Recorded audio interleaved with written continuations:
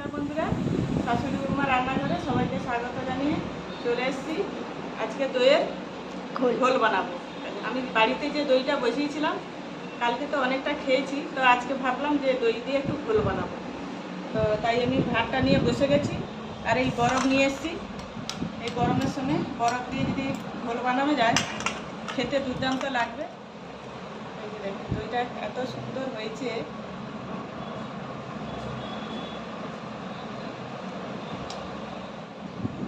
এবার আমি জলটা দিয়ে দেবো।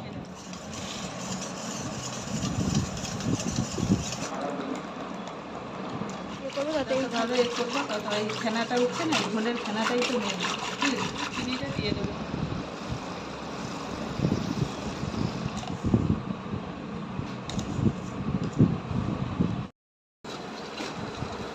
কিছু আমি গুলে নিয়েছি, এবার এই গন্ধরাজ লেবু রসটা দিয়ে দেবো।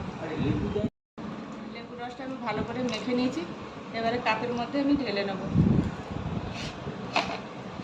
ঘোল বানানো রেডি হয়ে গেছে, তারপরে বরফের টুকরো ফেলে দেবো।